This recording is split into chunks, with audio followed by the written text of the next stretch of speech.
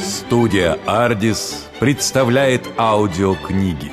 Лучшие произведения мировой литературы.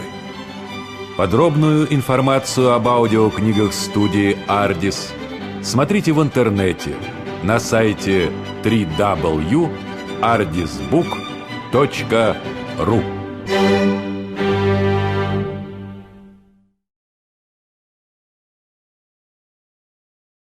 Ardis Studio presents Yury Yavorsky's Alexander Suvorov and Business. Timeless Lessons from the Russian Master Strategist. Narrated by Steve Elliott. First published in 2018. All rights reserved.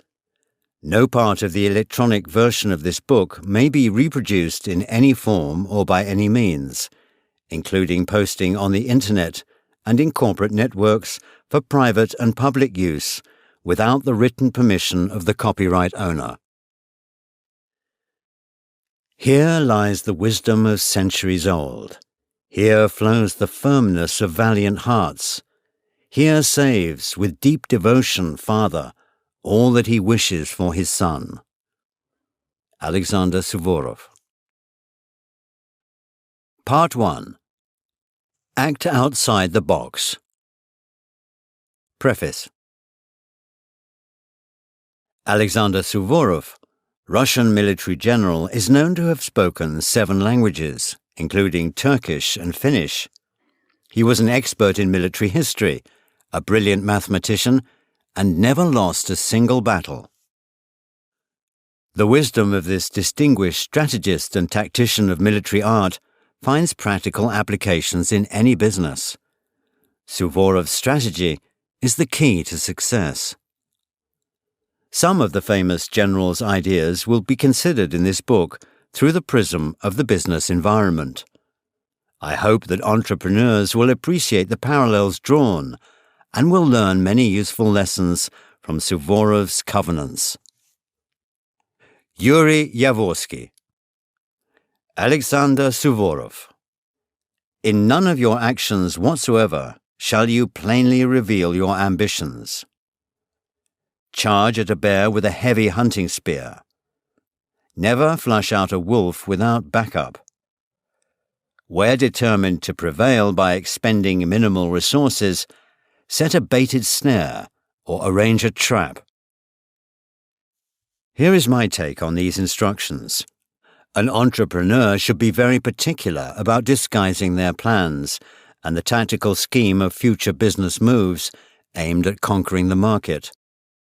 Also required is a clear perspective on the size, capabilities, and behavior of adversaries. A completely different course of action is necessary for each of your competitors. Some you would charge head-on with a spear, with others you would choose to elegantly outmaneuver them. Over my 25 years in business, there have been many cases in which I had to deploy a whole range of methods when bringing a new product or service to the market. I have learned for a fact that the ways of an entrepreneur should be akin to the ways of a hunter who is out in the dark in the vast expanse of a wood or mountains.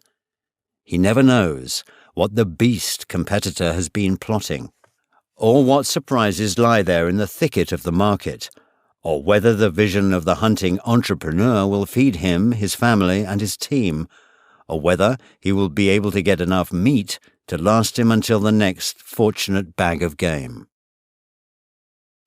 In the 1990s, my company manufactured dashboards for passenger vehicles.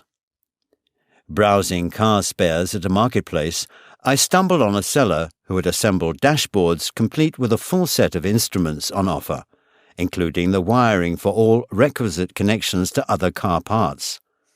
Then I wondered how many elements a dashboard contained.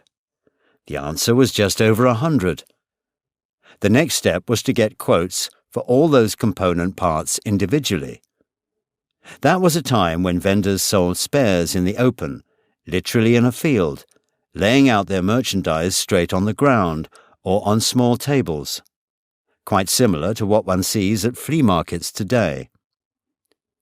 When I added up all the prices, the grand total came to 400 rubles, no higher, whereas a complete dashboard sold for 800 rubles. I procured all the components, assembled a dashboard at home, and sold it having doubled my capital. It would appear to be the ultimate success story. However, I came to realize that everybody was doing just the same. That marketplace had 4 other crews. So I decided to use the principles of supply chain management and barter economy, or take a holistic approach, as they might call it today. I found out that dashboard clocks were supplied from Minsk, 1,300 kilometers away, speedometers from Vladimir, 200 kilometers away, and so on. In short, all the components had to be shipped from other cities. There was no local production in Nizhny Novgorod.